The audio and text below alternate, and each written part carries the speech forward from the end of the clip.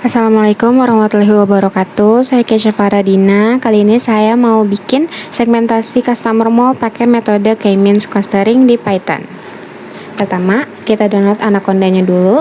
Di sini kita ketik aja Anaconda install.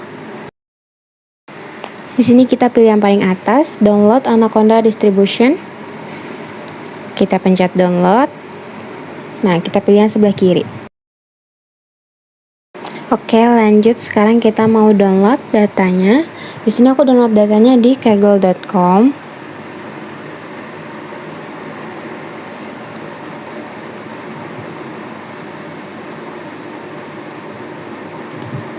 Nah, di sini kita bebas ya mau cari data apa aja karena aku di sini segmentasinya mau customer, jadi aku carinya mau customer. Nah, kalau aku di sini pakai yang paling banyak penggunanya aja sih, yang paling banyak pilih datanya. Di sini bebas pilih yang mana aja. Nah, terus kita ke input. Nah, kita di sini langsung download datanya aja. Itu yang ada logo download, kita pencet. Udah gitu aja buat download datasetnya. Sekarang kita lanjut ke Anaconda. Oke, tampilan Anaconda-nya seperti ini nanti kalau sudah berhasil terdownload. Nah, kita pilih yang Jupyter Notebook. Tinggal di launch aja. Ini memang agak lama ya. Nah, ini kalau sudah nanti kita masuk ke Chrome. Nah, tampilannya seperti ini.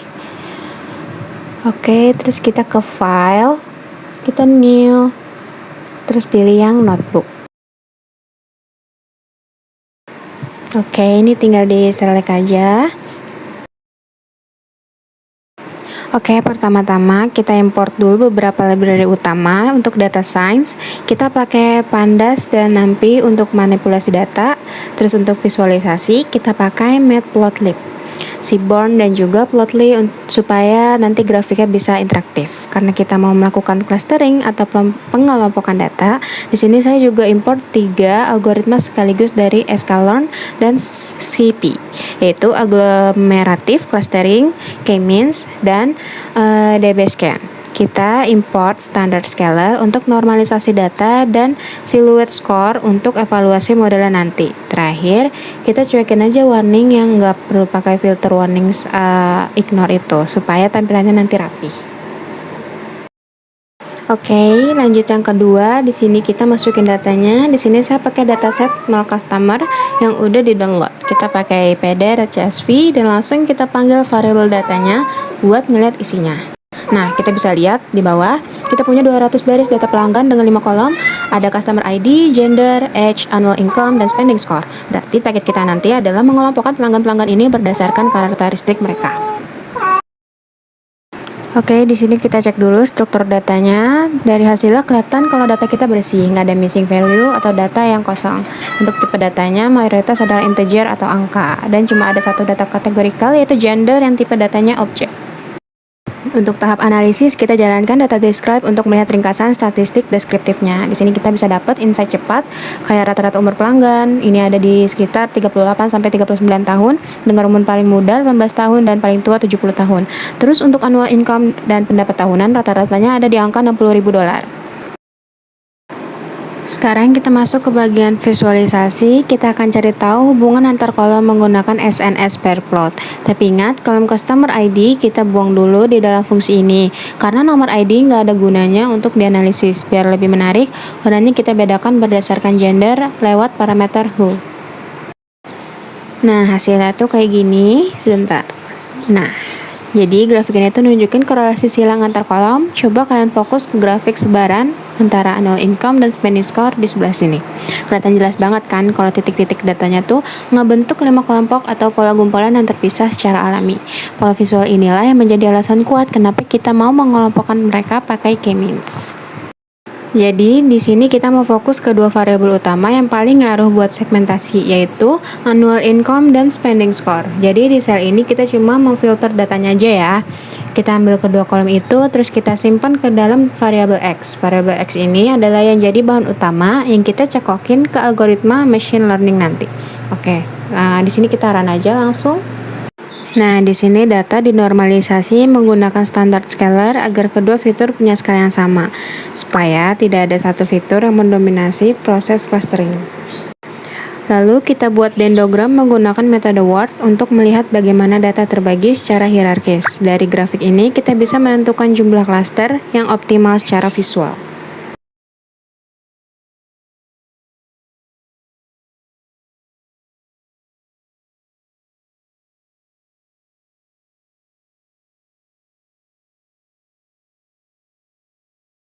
Nah, berdasarkan dendrogram, kita putuskan untuk membagi data menjadi 5 klaster menggunakan agglomerative clustering dengan metode word dan jarak Euclidean.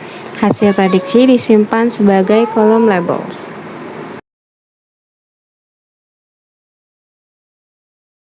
Kita visualisasikan hasil agglomerative clustering menggunakan scatter plot interaktif dari Plotly. Sumbu X menunjukkan annual income dan sumbu Y menunjukkan spending score. Sementara, setiap titik diberi warna berbeda sesuai klasternya. Dengan grafik interaktif ini, kita bisa hover ke setiap titik untuk melihat detailnya, serta mengidentifikasi secara visual bagaimana pelanggan tersegmentasi. Misal, pelanggan berpenghasilan tinggi, tapi spending score rendah atau sebaliknya.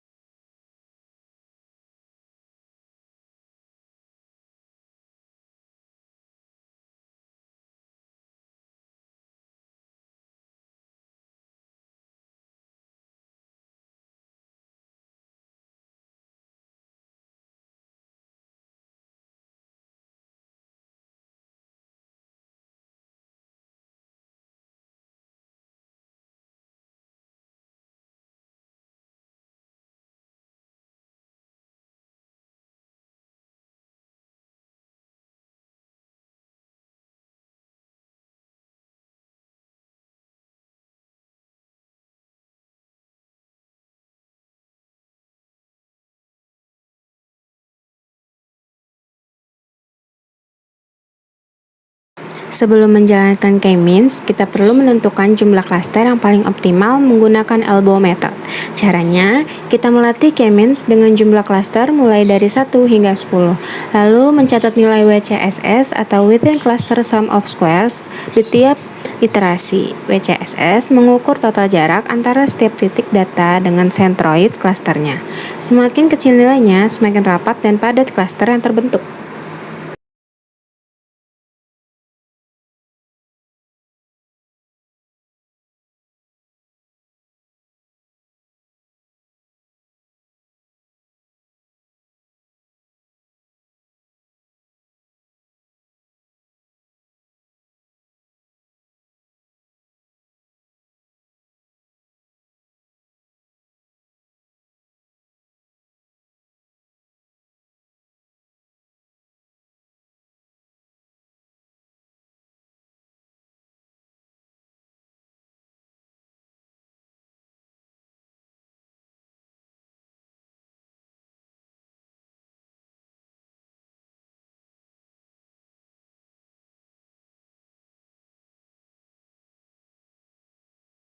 Di sini kita plot nilai WCSS yang sudah dikumpulkan tadi dalam bentuk grafik garis. Dari grafik ini kita mencari titik siku atau elbow, yaitu titik di mana penurunan nilai WCSS mulai melambat secara signifikan. Titik tersebut menjadi indikator jumlah klaster yang paling efisien, karena menambah klaster lebih banyak lagi tidak memberikan peningkatan yang berarti pada kualitas clustering.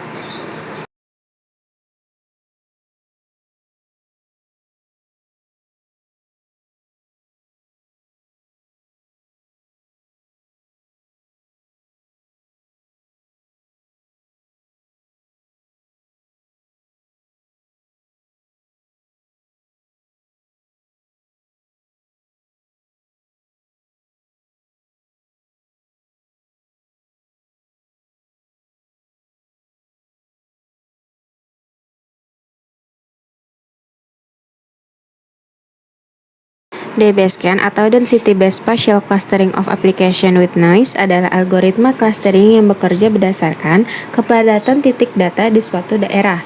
Berbeda dengan K-means dan aglomeratif, DBaseCAN tidak membutuhkan kita untuk menentukan jumlah cluster di awal. Jadi, kita hanya perlu menentukan dua parameter. Apps yang mendefinisikan radius pencarian sekitar setiap titik, dan min samples yang menentukan beberapa titik minimum dalam radius tersebut agar sebuah titik dianggap sebagai inti cluster. Titik yang tidak masuk ke cluster manapun akan dibeli sebagai noise atau outlier dengan nilai -1. Hasil DBaseCAN kita tampilkan kembali menggunakan scatterplot interaktif Plotly dengan layout yang sudah dikustomisasi. Setiap klaster ditampilkan dengan warna berbeda, dan titik-titik yang terdeteksi sebagai noise atau outlier juga akan terlihat jelas di grafik. Dari visualisasi ini, kita bisa lihat apakah DBaseCAN berhasil menemukan pola klaster yang masuk akal, serta beberapa banyak data yang dianggap outlier dengan parameter yang kita pilih.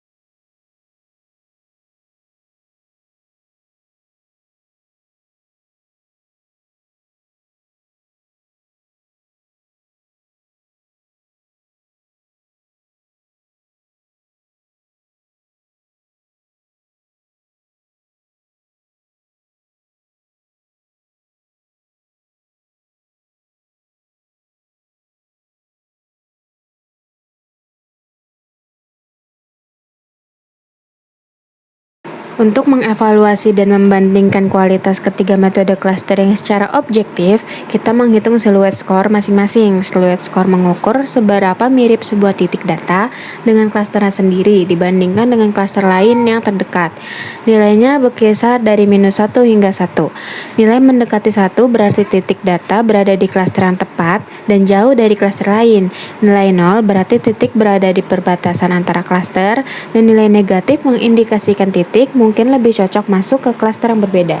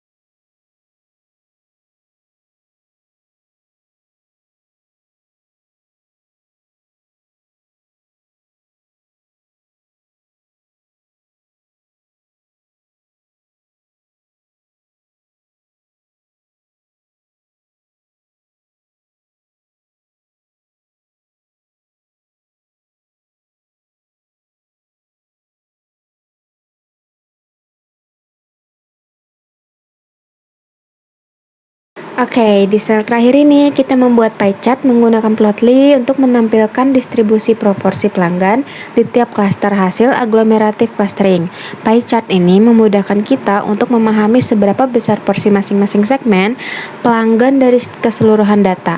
Dari sini kita bisa mulai menarik insight bisnis, misalnya segmen mana yang paling dominan dan perlu mendapatkan perhatian utama dalam strategi pemasaran mall.